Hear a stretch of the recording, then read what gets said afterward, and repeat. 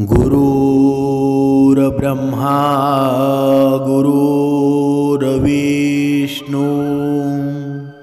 गुरुर्देव महेश्वरा सद्गुरु साक्षात परब्रह्म तस्मै श्री सद्गुरुवे नमः। जय जय रघुवीर समर्थ श्रीराम समर्थ। सद्गुरु चरणांना नतमस्तक होऊन आपण या सुंदर सकाळच्या मनमोहक वातावरणामध्ये या निरूपणाची सुरुवात करूया। माईबाप सज्जनांचं स्वागत आहे। समर्थांनी सांगितलेलं आहेच ना की जर मनुष्याला सर्वात सुखी आणि समाधानी व्हायचं असेल, आपल्या घरामध्ये लक्ष्मी जर त्याला हवी असेल ना, आपल्या घरामध्ये धन दौलतीनं आपलं घर पैशाने भरून नावं वाटत असेल ना, तर मनुष्याने काय करायला हवं बरं? पण त्या अगोदर नक्की प्रश्न पडतो तो असा की देवी लक्ष्मी आहे ना, ती कोणत्या कारणामुळे माणसाचं घर सोडून जात असते? हे श्रीकृष्णांनी भगवद्गीतेमध्ये सुद्धा सांगितलेलं आहे। आपण सुद्धा पाहिलं असेल की आपण हे जीवन जगत असताना काही माणसं असतात ना, भरपूर मेहनत करतात, पैशाच्या मागे एवढे धावून जातात ना, तरीसुद्धा पैसा त्यांच्या हातामध्ये राहत नाही। त्यांच्या जीवनामध्ये सतत दारिद्र्य असतं। पण हे नक्की घडतं कशामुळं? आणि जर आपल्या घरामध्ये लक्ष्मी नांदावीशी वाटत असेल तर नक्की काय करायला हवं, याच पूर्ण विषयावर आजचं निरूपण होणार आहे। समर्थांनी सांगितलेलं आहे, असं कोणतं घर आहे ज्या घरामध्ये देवी लक्ष्मी असते ना, ते निरंतर वास करत असते। एकदा देवर्षी नारद मुनी भगवान श्रीकृष्णांना भेटण्यासाठी द्वारका नगरीमध्ये जातात आणि श्रीकृष्ण स्वारींना म्हणतात, हे परमेश्वरा, माझ्या मनात जी काही शंका आहे ना, त्याबद्दल तुम्हाला सर्व माहीत आहे, पण तरीही मी तुम्हाला सांगू इच्छितो। हे परमेश्वरा, या मानवी जीवनामध्ये गरिबी कशामुळे येते बरं? आणि देवी लक्ष्मी आहे ना, ती कोणत्या कारणानं माणसाचं घर सोडून निघून जात असते? आणि असा कोणता सद्गुण आहे ज्यानं देवी लक्ष्मी आहे ना, ती नेहमी माणसाच्या घरामध्ये वास करते? बघा, या निरूपणामध्ये समर्थांनी 2 प्रश्न मांडलेले आहेत। देवी लक्ष्मी येण्यासाठी नक्की करावं काय? आणि ज्या घरामधून देवी लक्ष्मी बाहेर निघून जाते ना, तर ती का जाते? या 2 प्रश्नांची उत्तरं आहेत ना, या निरूपणामध्ये आपल्याला मिळणार आहेत। भगवान श्रीकृष्ण पुढे म्हणतात की हे देवर्षी नारद मुनी, लक्ष्मी देवीमुळं माणसाच्या घरामध्ये सुख समृद्धी येत राहते ना, आणि प्रत्येकाच्या जीवनामध्ये प्रत्येकाला लक्ष्मी हवी असते। आणि जेव्हा देवी लक्ष्मी घरामधून बाहेर पडते ना, तेव्हा त्या घरामध्ये फक्त गरिबीच राहते। आणि या विषयावर एक प्राचीन कथासुद्धा सांगितलेली आहे। भगवान श्रीकृष्ण नारद मुनींना ती देवर्षी नारदांना ती कथा सांगायला सुरुवात करतात। बघा, हे देवर्षी नारद मुनी, सत्याचं समर्थन करणाऱ्याला देव कधीच सोडत नाही। आज मी तुम्हाला महाराज हर्षवर्धन यांची गोष्ट सांगणार आहे, आणि ज्यानं देवी लक्ष्मीचा त्याग करून गरिबी स्वीकारली होती। बघा, ही कथा तुम्हाला माहिती असेल। बघा, हा त्रेतायुगाचा काळ होता, आणि जेव्हा सत्यवादी आणि धार्मिक राजा हर्षवर्धनने जेव्हा भारतावर राज्य केलं होतं ना, त्याचं राज्य कुंतण प्रदेशामध्ये होतं। त्याच्या राज्याचे लोक होते ना, त्याच्यावर खूप समाधानी होते। महाराज हर्षवर्धन होते ना, ते अत्यंत दानशूर आणि त्यांच्या वचनांचे पालन करणारा बघा तो होता, आणि त्यांनी नेहमी प्रजेच्या कल्याणाचा विचार केला। महाराज हर्षवर्धनाने बघा एवढा श्रेष्ठ होता ना, एवढा दयाळू होता की त्यांच्या शहरातील प्रत्येक सामान्य व्यक्तीनं अन्न, वस्त्र, निवारा इत्यादी कोणत्याही वस्तू बाजारात विक्रीसाठी आणली आणि जर ती वस्तू संध्याकाळपर्यंत विकली गेली नाही ना, तर राजा स्वतः ती वस्तू विकत घेत असे, जेणेकरून कोणाचे नुकसान होणार नाही आणि त्याच्या राज्यातून कोणी रिकाम्या हाताने परत जाणार नाही. राजानं आपल्या प्रजेच्या कल्याणासाठी या सत्यवचनाची प्रतिज्ञा केली होती. आणि संध्याकाळ होतात राजाचे सेवक शहराभोवती फेरफटका मारत असत. आणि जेव्हा कोणी विक्रीसाठी वस्तू घेऊन बसलेले दिसले ना, की तेव्हा राजाचे सेवक होते ना, त्या व्यक्तीला त्या वस्तूंची किंमत विचारायचे. आणि जर कोणी ती वस्तू खरेदी केली नाही ना, तेव्हा महाराजांचे सेवक त्या वस्तूच्या किमती विचारून त्यांच्या इच्छेनुसार आणि गरजेनुसार ते त्यांच्या वस्तू विकत घेत असत. महाराजांचा असा दयाळू स्वभाव पाहून अनेक जण आनंदी होऊन त्यांच्या महानतेबद्दल बोलू लागले. महाराज हर्षवर्धनाची कीर्ती या तिन्ही लोकांमध्ये पसरू लागली आणि देवसुद्धा त्यांची स्तुती करू लागले. ही गोष्ट होती ना, धर्मराजाला कळाल्यावर एके दिवशी स्वतः धर्मराजांनी महाराज हर्षवर्धनाची परीक्षा घेण्याचा विचार केला. मग एके दिवशी धर्मराज स्वतः एका ब्राह्मणाच्या वेशामध्ये महाराज हर्षवर्धनाच्या नगरामध्ये प्रकट झाले आणि त्यांनी आपल्यासोबत दारिद्र्याचं कारण असलेल्या तुटलेल्या फुटलेल्या वस्तू अशा सर्व प्रकारचा कचरा एका पेटीमध्ये भरून नेला.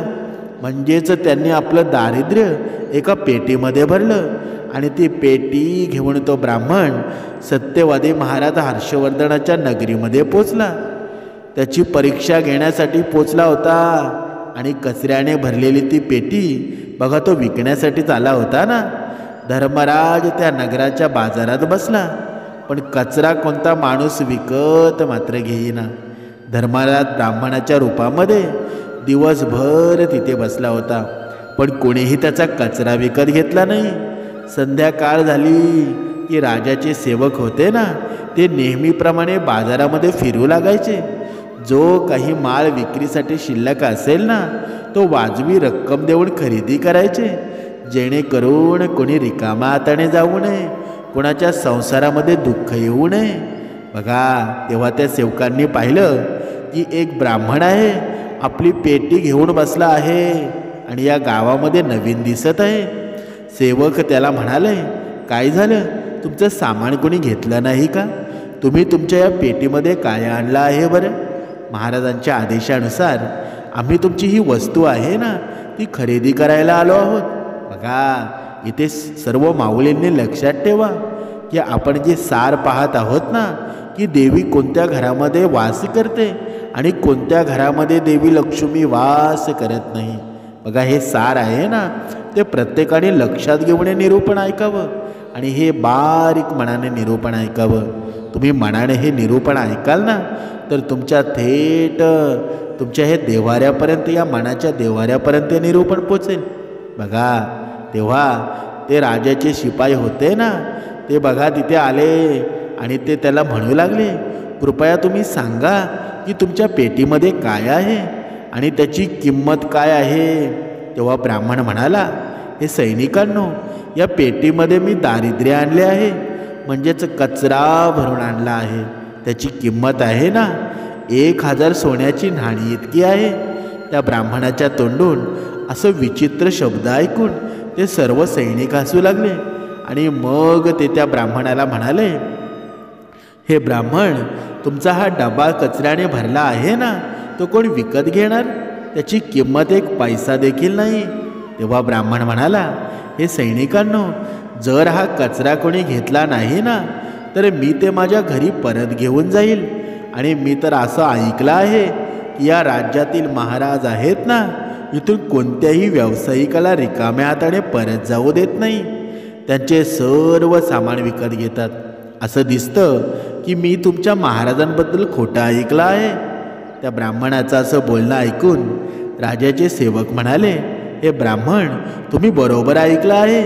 आमचे महाराज कोणत्याही उद्योगपतीला रिकाम्या हाताने घरी पाठवत नाही, त्यांच्या सर्व वस्तू खरेदी करतात. म्हणूनच तुम्ही थोडा वेळ थांबा, आम्ही महाराजांकडे जाऊन त्यांना विचारून येतो. मग एक सेवक महाराज हर्षवर्धन यांच्याकडे जातो आणि म्हणतो, महाराज, आज आपल्या नगराच्या बाजारामध्ये एक ब्राह्मण आला आहे आणि तो खूप विचित्र आहे. त्यानं आपल्या पेटीमध्ये कचरा आणलेला आहे आणि त्याची किंमत आहे ना, तो 1000 सोन्याची नाणी असं सांगत आहे. तेव्हा राजा म्हणाला, सैनिकांनो, त्याच्या मालाची कमीत कमी किंमत देऊन त्याचा माल विकत घ्या. त्याला त्याच्या वस्तू घेऊन परत जाऊ देऊ नका, नाहीतर माझे वचन आहे ना, ते खोटे ठरेल. तेव्हा राजाचे सेवक त्या ब्राह्मणाकडे जातात आणि म्हणतात, हे ब्राह्मण, 200 सोन्याची नाणी आहेत ना, या कचरा पेटीची किंमत आम्ही तुम्हाला देतो. तुम्ही एवढे पैसे घेऊन आनंदाने घरी जा. पण ब्राह्मण म्हणाला, सैनिकांनो, मी 1000 सोन्याच्या नाण्यांपेक्षा 1 पैसासुद्धा कमी घेणार नाही. जर तुम्हाला माझे सामान विकत घ्यायचे असेल ना, तर ते खरेदी करा, नाहीतर मी माझं सामान आहे ना, ते घेऊन परत निघून जाईल. तेव्हा ते राजाचे सेवक म्हणाले, हे ब्राह्मण, ठीक आहे, आता आम्ही या पेटीच्या बदल्यामध्ये तुम्हाला 500 सोन्याची नाणी देतो. एवढी किंमत तुमच्यासाठी योग्य असेलच ना. पण तरीही त्या ब्राह्मणाने ते स्वीकारलं नाही आणि 1000 सोन्याच्या नाण्यांवर ठाम राहिला. मग तो शिपाई पुन्हा राजाकडे आला आणि म्हणाला, महाराज, आम्ही त्या ब्राह्मणाला 500 सोन्याची नाणी देण्याचा प्रयत्न केला, पण त्याने ती स्वीकारली नाही. त्याचा डबा कचरा आणि दारिद्र्याने भरलेला आहे, पण तरीही तो 1000 सोन्याची नाणी मागत आहे. महाराज, तुम्ही त्यांचा कचरा विकत घेऊ नका. महाराज हर्षवर्धन म्हणतात, सैनिकांनो, ही माझी सत्याची प्रतिज्ञा आहे. मी कोणत्याही व्यक्तीला माझ्या राज्यातून रिकाम्या हाताने पाठवू शकत नाही. आम्ही आमचे सत्यवचन कधीच सोडणार नाही. म्हणूनच तुम्ही त्या ब्राह्मणाकडून तो सांगत असलेल्या किमतीत तो कचरा विकत घ्या. यामध्ये अजिबात संकोच करू नका. मग ते सैनिक ब्राह्मणाकडे परततात आणि त्याने त्या ब्राह्मणाला 1000 सोन्याची नाणी दिली आणि त्याची कचऱ्याने भरलेली पेटी विकत घेतली. तो ब्राह्मण नाणे घेऊन निघून जातो आणि मग कचऱ्याने भरलेली पेटी घेऊन सैनिक राजवाड्यामध्ये परततात. मग राजाने ती पेटी राजवाड्यामध्ये ठेवली आणि रात्री झोपायची वेळ झाली. तेव्हा राजाच्या महालाच्या दारातून एक अतिशय सुंदर स्त्री बाहेर येते आणि स्त्रीला 4 हात होते. तिच्या हातामध्ये कमळाची फुलं होती. त्या सुंदर स्त्रीनं विविध प्रकारचे दागिने घातलेले होते. महाराज राजवाड्याच्या बाहेर बसलेले होते. महाराजांनी ती सुंदर स्त्री पाहिली आणि तेव्हा महाराजांना आश्चर्य वाटलं आणि राजाने त्या सुंदर स्त्रीला विचारलं, हे देवी, तू एवढ्या रात्री इथे काय करत आहेस बरं? तुम्ही कुठून येत आहे आणि कुठे जात आहात? राजाचं असं हे बोलणं ऐकून ती स्त्री म्हणाली, हे राजन, मी तुझ्या राज्याची लक्ष्मी आहे. तू सत्यवादी आणि धार्मिक व्यक्ती आहेस, म्हणूनच मी तुझ्या राजवाड्यामध्ये राहते. पण आज तुमच्या महालामध्ये दारिद्र्य आलं आहे आणि ज्या ठिकाणी दारिद्र्य आहे ना, तिथे लक्ष्मी वास करत नाही. आज तू तुझ्या घरातील एका पेटीमध्ये दारिद्र्य भरून ठेवलं आहेस, म्हणूनच आता मी येथून निघून जात आहे. तेव्हा महाराज हर्षवर्धन देवी लक्ष्मीला हात जोडून आणि नमस्कार करून म्हणाले, हे लक्ष्मी माता, तुमच्याप्रमाणेच मी माझ्या वचनाला बाधित आहे. मी माझा शब्द मोडू शकत नाही. या कारणास्तव मी दारिद्र्याने भरलेली ती पेटी घेण्यामध्ये नकार देऊ शकलो नाही. मला क्षमा करा. मग देवी लक्ष्मी राजाच्या महालामधून निघून जाते आणि काही वेळाने राजाला एक अतिशय देखणा तरुण राजाच्या महालातून दारातून बाहेर येताना दिसला. तेव्हा राजाने त्याला विचारलं, हे देवा, तू कोण आहेस? तू इथे कसा आलास आणि कुठे जात आहेस बरं? तो देखणा मनुष्य म्हणाला, हे राजा, माझं नाव दान आहे. तू सत्यवादी आणि धार्मिक आत्मा आहेस. तू नेहमी धर्माचं पालन करतोस, म्हणूनच मी तुझ्या राजवाड्यामध्ये राहायचो. पण आता देवी लक्ष्मीनं तुमचा राजवाडा सोडला आहे आणि लक्ष्मीशिवाय तुम्ही दान कसे देणार बरं? म्हणूनच मीही आता तुम्हाला सोडून जात आहे. तेव्हा महाराज हर्षवर्धन म्हणाले, हे देवा, ठीक आहे, तुम्ही तुमच्या इच्छेनुसार जाऊ शकता, पण मी कोणालाही अडवणार नाही, पण मी माझं वचन मात्र मोडू शकणार नाही. मग ते दोघेही महाराजांना सोडून निघून जातात. त्यानंतर दुसरा देखणा माणूस राजवाड्याच्या बाहेर येताना दिसला. तेव्हा महाराजांनी त्याला विचारलं, हे देवा, तू कोण आहेस आणि कुठे चालला आहेस? तेव्हा तो मनुष्य म्हणाला, हे राजा, मी यज्ञ आहे. तू सत्यवादी आहेस ना? तू नेहमी दान धर्म करत असतोस, म्हणून मी तुझ्या राज्यामध्ये राहत होतो. पण आता देवी लक्ष्मी आणि दान तुमच्या घरामधून निघून गेलेले आहेत, म्हणूनच मी सुद्धा जात आहे. कारण का? कारण लक्ष्मीशिवाय यज्ञ करता येत नाही आणि दान केल्याशिवाय यज्ञ पूर्ण होऊ शकत नाही. म्हणूनच मी तुम्हाला त्याग करून जात आहे. महाराज हर्षवर्धन म्हणाले, हे देवा, ठीक आहे, तुम्ही पण तुमच्या इच्छेनुसार जाऊ शकता, पण मी माझा शब्द आहे ना, तो कधीच मोडणार नाही. मग तो यज्ञही बघा दोघांप्रमाणे राजवाड्यामधून निघून जातो. मग काही वेळानं दुसरा अतिशय देखणा माणूस राजवाड्यातून निघताना दिसतो. तेव्हा राजानं त्यालाही विचारलं, महाराज, तुम्ही कोण आहात आणि हा राजवाडा का सोडत आहात बरं? तेव्हा तो मनुष्य म्हणाला, हे राजा, मी यश आहे आणि तुझ्या पुण्यकर्मामुळं मी तुझ्या घरी राहत होतो, पण आता लक्ष्मी नाही, दान नाही आणि यज्ञसुद्धा नाही. हे सर्व तुझ्या ठिकाणाहून निघून गेलेले आहेत आणि त्यामुळं त्यांच्याशिवाय तुला यश प्राप्त होणार नाही आणि म्हणूनच मीही इथून निघून जात आहे. तेव्हा राजानेही त्याला नमस्कार केला आणि त्याला आदराने जाऊ दिलं. त्यानंतर राजवाड्यामधून दुसरी अतिशय सुंदर स्त्री बाहेर आली. तिला सुंदर कपडे घातलेले पाहून राजानं विचारलं, हे देवी, तू कोण आहेस आणि माझ्या राजवाड्याचा त्याग का करत आहेस बरं? तेव्हा ती स्त्री म्हणाली, हे राजा, मी कीर्ती आहे. लक्ष्मी, दान, यज्ञ आणि यशने तुझी साथ सोडली आहे, त्यामुळं त्याच्याशिवाय मीही तुझ्या महालामध्ये राहू शकत नाही, म्हणूनच मी सुद्धा जात आहे. तेव्हा राजानं त्यांना सुद्धा जाऊ दिलं. मग शेवटी राजवाड्यामधून एक अतिशय देखणा माणूस बाहेर पडतो आणि त्याला पाहून राजानं विचारलं, हे देवा, तू कोण आहेस आणि आमचा वाडा का सोडून जात आहेस बरं? तेव्हा तो मनुष्य म्हणाला, राजा, मी सत्य आहे आणि तू एक सत्यवादी आणि धार्मिक राजा आहेस, म्हणून मी तुझ्या घरी राहत होतो. पण आता सर्व लक्ष्मी, दान, यज्ञ, यश आणि कीर्ती हे सर्वजण तुझ्या ठिकाणाहून निघून गेलेले आहेत, म्हणून मी इथून निघून जात आहे.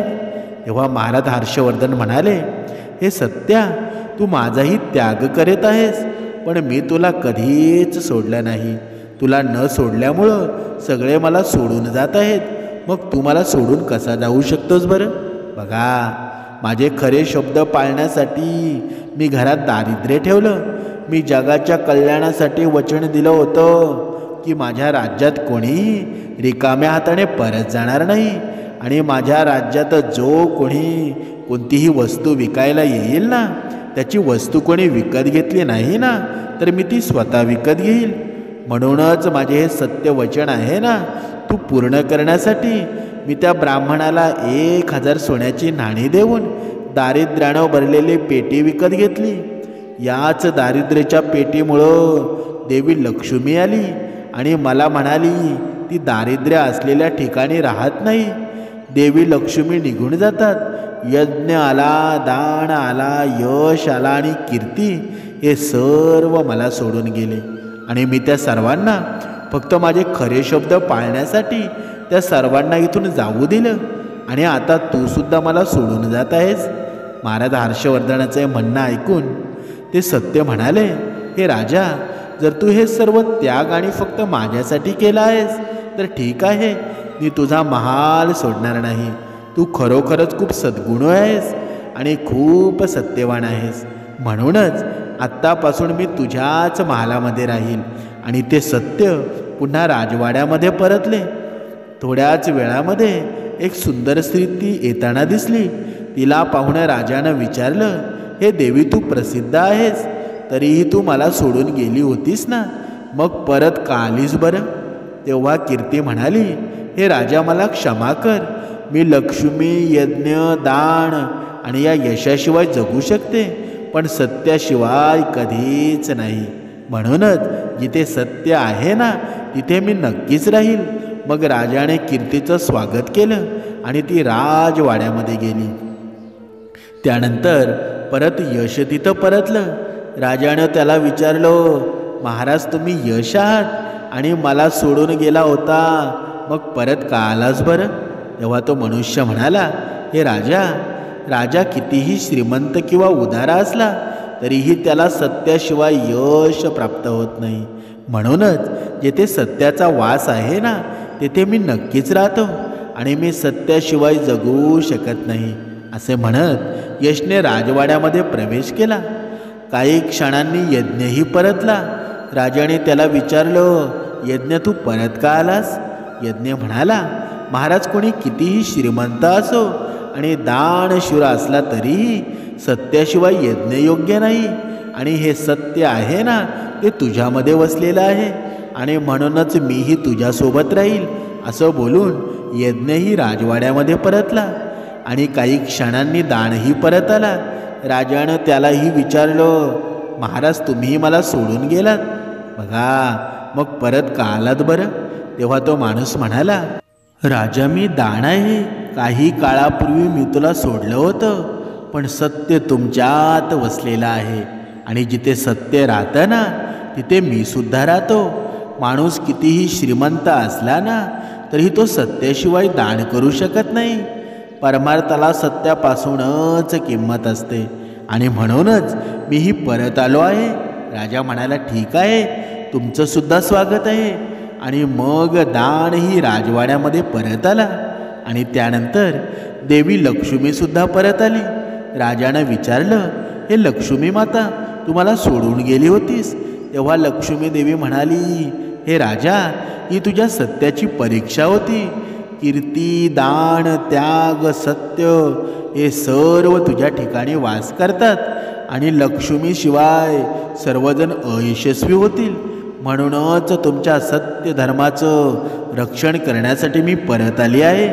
तेव्हा राजा म्हणाला, हे लक्ष्मी माता माझ्याकडं दारिद्र्यानं भरलेली ती पेटी आहे. ज्या ठिकाणी दारिद्र्य आहे आणि त्या ठिकाणी तुम्ही कसे राहाल बरं? महाराजांनी असं म्हणताच माता लक्ष्मी त्या महालामध्ये प्रवेश करते. देवा लक्ष्मीनं प्रवेश करताच पेटीत भरलेला कचरा होताना रत्न आणि सोन्याच्या दागिन्यांमध्ये बदलला. काही काळानंतर धर्मराज स्वतः ब्राह्मणाच्या रूपामध्ये राजवाड्यामध्ये येतात. तेव्हा राजाने त्यांना विचारलं, तू कोण आहेस? तू तर मला सोडलं नाहीस, मग तू इथे कसा आलास बरं? तेव्हा तो ब्राह्मण म्हणाला, हे राजा मी साक्षात धर्म आहे. मी स्वतः ब्राह्मणाच्या रूपामध्ये आलो होतो आणि 1000 सोन्याच्या नाण्यांच्या बदल्यामध्ये मी तुला दारिद्र्यानं भरलेली पेटी दिली होती. मग तू मला तुझ्या सत्याच्या सामर्थ्याने जिंकला आहेस. म्हणूनच आता मी तुम्हाला वरदान देण्यासाठी आलो आहे. मी तुला कोणतंही वरदान द्यावं ते सांग. बघा, म्हणजे तुला कोणतं वरदान पाहिजे तू तुझ्या तोंडाने म्हणशील ना ते मी लगेच तुला देऊन टाकेल. असं म्हणत धर्मराजाने आपलं मूळ रूप धारण केलं. तेव्हा राजा हर्षवर्धन म्हणाला, हे धर्मराज तुम्हाला पाहून मी धन्य झालो. कृपया नेहमी माझ्यावर आशीर्वादाचा वर्षाव करा. मला इतर कशाचीही गरज नाही. तेव्हा धर्मराज राजाला आशीर्वाद देऊन त्या ठिकाणाहून अदृश्य होतात. भगवान श्रीकृष्ण म्हणतात, हे नारदा अशा प्रकारे आपल्या सत्यधर्मामुळं महाराजांनी सर्वांवर विजय मिळवला. म्हणूनच माणसानं कधीही सत्याचा अनादर करू नये. माणसानं नेहमी सत्याचं पालन केलं पाहिजे. लक्ष्मी, दान, यज्ञ, कीर्ती आणि यश हे सदैव सत्याच्या मार्गावर चालणाऱ्या जवळ वास करतात. तशाच प्रकारे भगवान श्रीकृष्णानं नारदजींना अत्यंत महत्त्वाचं ज्ञान दिलं. समर्थांनी सांगितलेलं आहे. या पूर्ण कथेचं तात्पर्य काय? बघा, साने गुरुजींनी सुद्धा सांगितलं ना, खरा तो एकची धर्म जगाला प्रेम अर्पावं. म्हणजेच काय? म्हणजे मनुष्याच्या जीवनामध्ये बघा लक्ष्मी, दान, यज्ञ, कीर्ती, यश हे सदैव तुमच्या जीवनामध्येच आहेत. फक्त खरेपणाला जागा असलं पाहिजे. हे सत्य आहे ना, सत्य हाच ईश्वर आहे. आणि जेव्हा तुम्ही सत्याला ईश्वर मानाल ना, तेव्हा सर्व काही तुम्हाला मिळून जाईल. पण मनुष्य असा करतो का? समर्थांनी सांगितलेलं आहे, मनुष्य असतो ना, जेव्हा त्याला क्षणिक सुख त्याच्या डोळ्यांनी दिसायला लागतं ना, तेव्हा सर्व काही तो घाबरून जातो. तो सर्व काही विसरून जातो. सत्याचा मार्ग आहे ना, तो सुद्धा तो विसरून जातो. पण त्याला जास्त जवळ हवं काय असतं? तर ते क्षणिक सुख, पैसा, धन, गाडी, बंगला. पण समर्थांनी सांगितलेलं आहे, या भक्ती मार्गामध्ये एवढं श्रेष्ठत्व आहे ना, की बघा, आपल्या समोर जरी पैसे पडलेले असले ना, किती लाखो रुपये असले तरीसुद्धा आपली नजर त्याच्याकडे जाणार नाही. त्यावेळी समर्थ विचार आपल्याला आठवतात. समोर आपल्या एखादी स्त्री जरी जात असेल ना, परस्त्री, बघा ती माते समान आपल्याला वाटू लागते. हाच आहे ना भक्ती, हीच आहे ना भक्ती. नाहीतर या जगामध्ये अशा किती भक्त्या चालू आहेत, किती परमार्थ चालू आहेत, त्यामध्ये हे सर्व नियम आहेत का? पण हे नियम का लावलेले आहेत बरं? हे मन आहे ना, हे मन स्थिर राहत नाही. आणि हे जर स्थिर राहायचं असेल ना, तर समर्थांनी 2 वेळची उपासना दिलेली आहे. हे 2 वेळची उपासना आणि आपलं कर्मावर लक्ष असेल ना, तर सर्व काही मनुष्याच्या मनासारखं घडू लागतं. म्हणून समर्थांनी सांगितलेलं आहे, जर आपल्या जीवनामध्ये लक्ष्मी, दान, यज्ञ, कीर्ती, यश या सर्व गोष्टी तुम्हाला जर हव्या असतील ना, तर त्याला योग्य एक पर्याय आहे. तो पर्याय म्हणजे सत्य बोलणं. जर तुमच्याकडे सत्य बोलणं असेल ना, खरेपणा असेल, तर या सर्व गोष्टी तुम्हाला मिळणार आहेत, 100% मिळणार आहेत. कारण का? कारण समर्थांनी सांगितलेलं आहे. बघा, आता तुमच्या मनामध्ये एक प्रश्न निर्माण झालेला असेल की काही लोक असतात, अत्याचार करून धन संपत्ती मिळवत असतात, मग ती सुखी का असतात बरं? पण समर्थांनी सांगितलेलं आहे, तू त्यांच्याकडे पाहू नकोस. कारण का? ती तुला या डोळ्यांनी सुखी दिसत असतील, पण पैसा असून ती कधीच सुखी नसतात. हा समाधान आहे ना, तिथे कधीच नसतो. फक्त तिथे तुम्हाला पैसा दिसत असेल की त्याच्याकडे गाडी आहे, बंगला आहे, पण समाधान आहे ना. आणि जर त्या पैशामुळं समाधान निर्माण होत नसेल, तर त्या पैशाचा काही उपयोग आहे का? कधीच नाही. म्हणून समर्थांनी सांगितलेलं आहे, दुसऱ्याकडं काय आहे ना, हे अजिबात तू पाहू नकोस. स्वतःच्या कर्मांवर विश्वास ठेव आणि स्वतःचे कर्म आहेत ना, ते कसे श्रेष्ठ करता येतील याच्याकडे तू लक्ष दे. कारण हे कर्म आहेत ना, एक दिवस तुझ्याकडे सर्व काही येणार आहे. आणि ते कसं येईल ना, ते भगवंत पाहून घेईल. फक्त तू कर्मामध्ये राहा आणि कर्मच तुला श्रेष्ठ बनवणार आहेत. म्हणून आता आपल्याला समजलं असेल की कोणत्या घरामध्ये देवी लक्ष्मी सदैव निवास करते आणि कोणत्या घरामधून लक्ष्मी बाहेर जात असते. पण जर घरामध्ये आपल्या लक्ष्मी निरंतर हवी तुम्हाला वाटत असेल ना, तर समर्थांनी आपल्याला सांगितलं आहे की ब्रह्ममुहूर्त आहे ना, बघा प्रत्येक निरूपणामध्ये हा ब्रह्ममुहूर्तावर एवढा भर का दिला जातो? हा ब्रह्ममुहूर्त आहे ना, मनुष्याचं नशीब पलटून टाकतं. कारण हा ब्रह्ममुहूर्त आहे ना, कारण देवी देवता जागृत झालेले असतात. सर्व या पूर्ण विश्वामध्ये विहार करत असतात.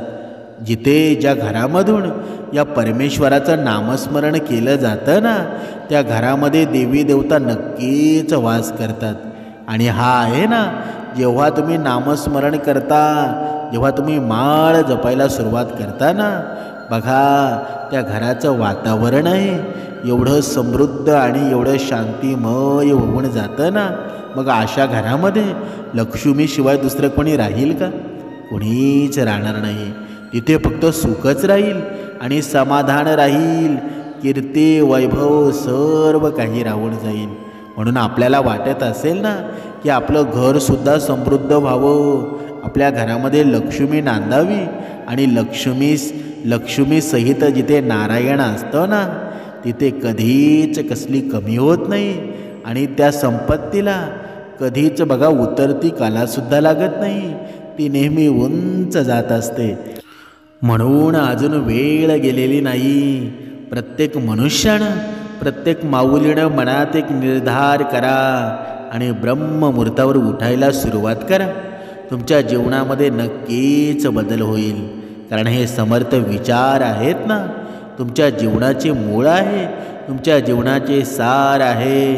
ब्रह्ममुहूर्तावर उठा आणि स्वतःच्या जीवनाचं सोनं करून घ्या. जय जय रघुवीर समर्थ.